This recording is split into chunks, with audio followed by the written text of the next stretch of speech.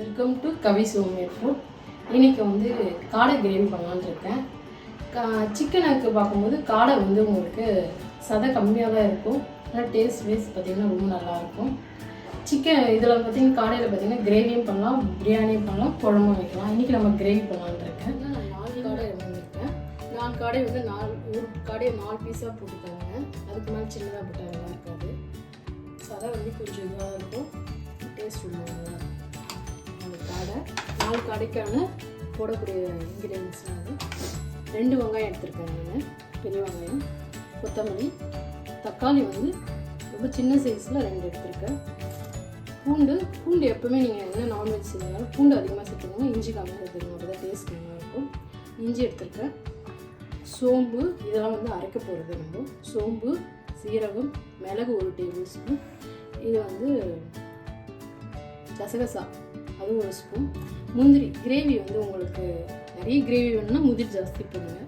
Gravy வந்து கம்மியாக வேணும், செம்மி கிரேவியாக வேணும்னா முந்திரி கம்மி பண்ணிக்கோங்க.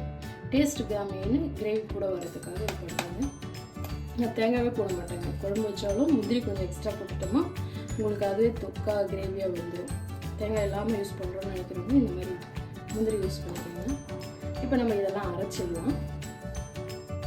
காரம் பார்த்திங்கன்னா 2 மிளகாய், தனியா 2மே மிக்சிங்காக அரைக்கிறோம் அந்த பவுட்ரு. இந்த ஸ்பூனில் நான் 2 எடுத்திருக்கேன். காரம் மட்டும் உங்களுக்கு தேவை, எப்படி சாப்பிடுவீங்களோ அதுக்கு தகுந்த மாதிரி நீங்கள் போட்டுக்கோங்க. ஏற்கனவே நம்ம வந்து மிளகு வரை சேர்த்துருக்கோம். இது வந்து கரம் மசாலா, பட்டை, லவங்கம் இதெல்லாம் வந்து ஃப்ரை பண்ணி அரைச்சி வச்சுருக்கிறது. மஞ்சள் ஆயில் எப்பவுமே ரொம்ப கம்மியாக போட்டுக்கோங்க. தேவை அதிகமாக வேணுன்றோம் நமக்கு கொஞ்சம் கம்மியாக தான் போடுவேன், போதும்.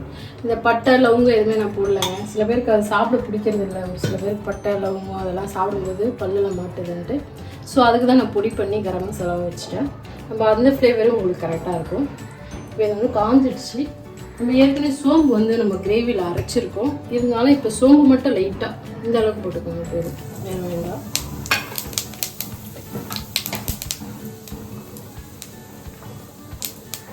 சோம்பு வச்சு கொஞ்சம் வெங்காயம் போட்டுக்கணும்.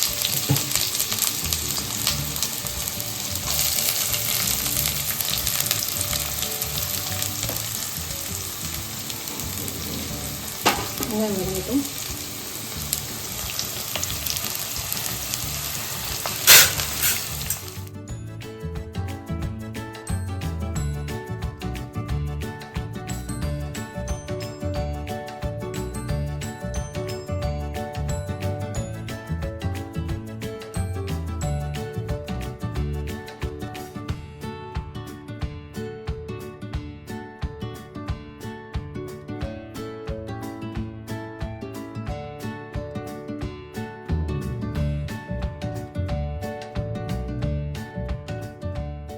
இது தக்காளி வதங்கிடுச்சு. இஞ்சி பூண்டு பேஸ்ட்லாம் இந்த மாதிரி இந்த காடையை போட்டுக்கலாம்.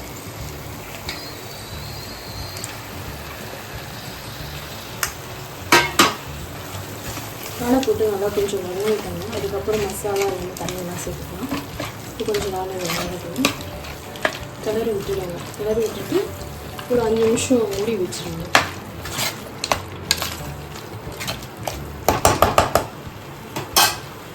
மூடி விட்டுலாம்.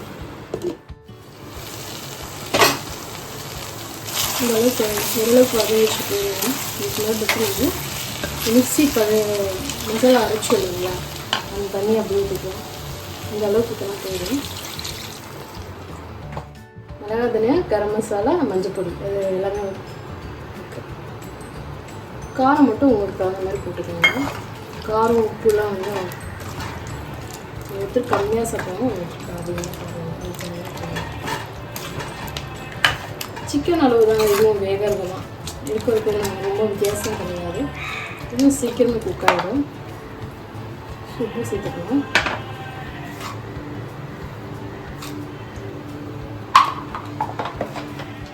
மசாலா உப்பு எல்லாமே கரெக்டாக இருக்குங்க. நம்ம மூடி வச்சிடலாம். ஒரு 10 நிமிஷம் லோ ஃப்ளேமில் வச்சு குக் பண்ணுங்க. சிக்கன் பாடை ரெடி ஆகிடுச்சுங்க. நல்லா செமி கிரேவி தான், அதனால் எந்த அளவுக்கு போயிடும். நீங்கள் வந்து ட்ரையாக இருக்கணும் அப்படின்னு நினச்சிங்கன்னா தண்ணி ஊற்றணும் இல்லைங்களா, அது கொஞ்சம் கம்மி பண்ணிக்கோங்க. இது வந்து சப்பாத்தி, தோசைக்கு ரைஸ்க்கு இருக்கிறனால இது போட்டு சாப்பிட்டுக்கலாம். அதுக்காக உங்களுக்கு ரெடி பண்ணியிருக்கேன். Most ready ஆகிடுச்சுங்க. நெக்ஸ்ட் பண்ணலாம். இது பவுல் மாற்றிக்கலாம். கடை கிரேவி ரெடி ஆகிடுச்சு. எதிர்பார்த்த மாதிரி நல்லா வந்திருக்கு. நீங்கள் ட்ரை பண்ணி பார்த்துட்டு எனக்கு கமெண்ட் பண்ணுங்கள். நெக்ஸ்ட் வீடியோவில் நம்ம பார்ப்போம்.